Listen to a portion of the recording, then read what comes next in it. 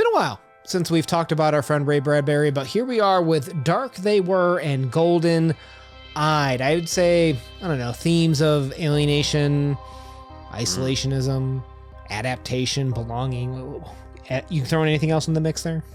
Oh, yeah. Identity crisis, adaptation, Cold War, all kinds of fun stuff. You know, Ray, he doesn't do anything once. He does it 10 different things crammed in an amazing short story because he's the man.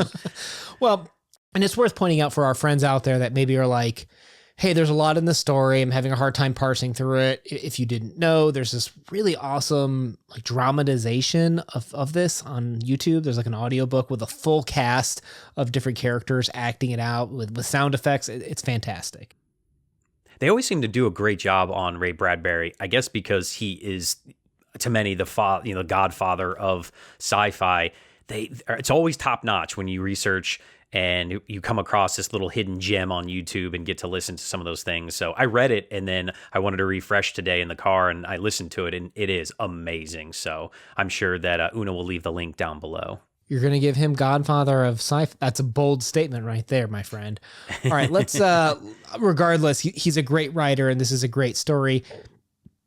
But at a high level, what is this, right? We got a family that has just recently, correct me if I'm wrong, they've moved to Mars and there's this talk of like, oh, well, the war back home basically, and then atom bombs start going off. And that's when they find out there's no more people coming to Mars. Like this is their new home. Right? And food changes, taste changes, they physically change and their livestock and such.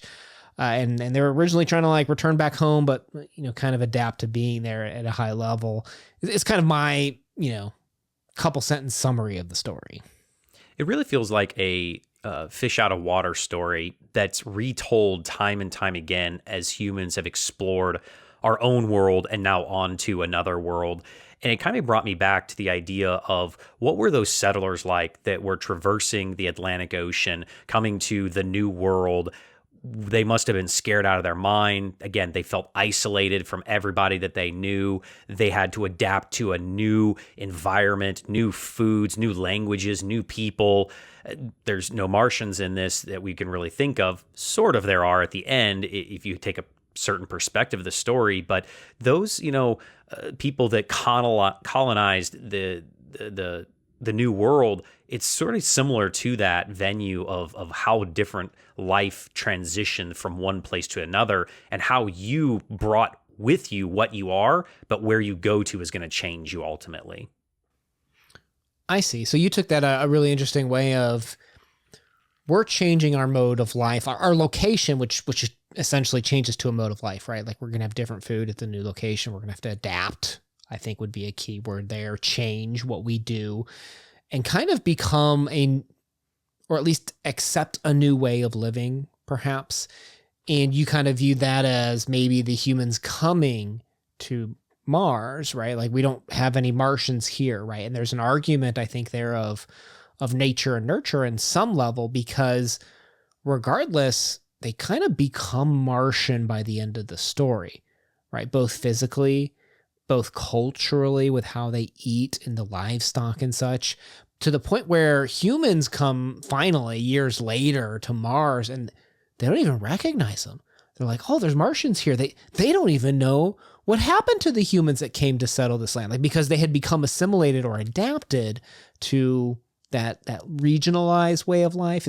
Is that a fair way of kind of like how you interpreted that? Exactly. You think of the colonists coming from the old world to the new world. Eventually, the first generations are born here in the Americas, and they're not Europeans anymore. They're Americans. And then they start to look different, and they start to talk different, and they become assimilated into a new way of life. And I guess that brings me to one of my other big points of the story to me was, how does one define their own identity, right? I think of my personal self, but where do I get my personal self from? And we've talked about this before. Your immediate family, your extended family, school, church, all those things are influential. But there's also regional identity, I think. That could be something huge, where if you're from the northern part of the United States, you're going to have a vastly different identity than somebody from the South or the West, and then vastly different from somebody from a different country. But now you have peoples from two different planets that become distinguished from one another. And that's just really cool of how does your location define your identity over your personal identity. You know, I actually have a quote that kind of supports what you're saying. I didn't know the exact avenue you'd go down in today's discussion, but there's a quote from the story that says, "I feel like a salt crystal," he said, "in a mountain stream being washed away. We don't belong here. We're Earth people. This is Mars. It was meant for Martians. For heaven's sake, Cora, let's buy tickets for home." So you kind of see how, in your same way that you said that like there's like a regional identity, and do you adapt to fit into that new thing? So too to the elements, like the way mountains are shaped or the way the tectonic plates move, it'll change the landscape around you, like literally mold it to change. And that's what's happening with these people as they're living on Mars. They're becoming thinner. Their eyes change color to the point where Cora's like, I've always had golden eyes. Like she almost loses her identity of an Earthling and now fully embraces this new mode of life where she almost kind of like rejects who she used to be. Now, I kind of, not that I didn't think about the colonization thing, but I was more drawn to a different interpretation, particularly with the time period that this was released, 1947. You being a history teacher at one point in your life, I'm sure that on some level you probably resonated with what was happening with America at that point in time. No? Yeah, the Cold War, a very divisive time in the world where there's a change again in identity. You have the capitalistic U.S. version of life, and you have the USSR communism version of life, butting heads together. Which one is going to prevail? And I think that one way that this was interesting to me was almost like how the same as the colonialism of the United States had to prove that it was the best way. USSR had to prove that it was the best way. And we started redefining ourselves by the names of things, right? The USSR started renaming everything. Leningrad, Stalingrad, all their places were renamed. The United States has done the same thing as well. And I guess that's kind of the thing here is, do you feel like the name changes and how we name things helps identify who we are? Because they're not Earthlings anymore. They're Martians. And they start questioning the names of everything in their life. I think there's a whole branch dedicated to that in terms of hermeneutics, right? How words and meanings come to be in our life, right? And this story has like this focus on, the old names were so much better, like Ohio, Waukegan, right? Like they were named after, to your earlier point from like a colonialism standpoint, like the local indigenous like language, basically. And here you have Earthlings coming to Mars and they're renaming it after things from Earth, right? Like it's an homage to the past, but also it's a familiarization, I think, of their local landscape, where if it's something that they're used to, it's more approachable than, as they start to speak Martian later in the story, where the Usharash and the Reshabara, like you've talked before in some of our other videos about how sci-fi always does this thing where there's always those words where you're like, and your mind just kind of like washes over it, right? Yeah. Because it's foreign. Well, and a lot of times it's foreign. It might be a different word and consonant to vowel structure than what you're used to. It just, as a result, it kind of scares you, right? It alienates you. And now I'm going to jump right back to my Cold War thing about alienation and feeling isolated, right? Because where are we? We're at the Red Planet. What was going on at the time? It was the Red Scare. Yeah, Red Scare. Yep. With McCarthyism and stuff like that. Like, you didn't know who was a spy. You didn't trust your neighbor. You sometimes didn't even trust your family or loved ones, right? And here you have this family that, like, they're like, we got to get back home. And the neighbors are laughing at him with like, it'll take you 30 years to build a rocket to get back, And at first it's like they just want to return home, right? And I can't help but think about how they said, I can't remember the exact line, but I believe that I remember one word particularly, was the word fix. I'm pretty sure they said that the atomic bomb was going to fix America or fix the world, something like that. And that was a very odd word choice to me. Atomic bombs typically don't fix things. They typically Destroy. level everything and completely change whatever that landscape was, right? And when you compare that with what this family's going through, where they're changing everything they know about life, right? And if you think about at the time when he's writing this, how do you run from an atomic bomb, an atomic war? You move to Mars, right? Like you change everything around you. And it's interesting to see how well these people are able to adapt. And it's interesting how we as human beings, when we choose to adapt and when we can't adapt fast enough, you know what I mean? Like seeing what this family goes through.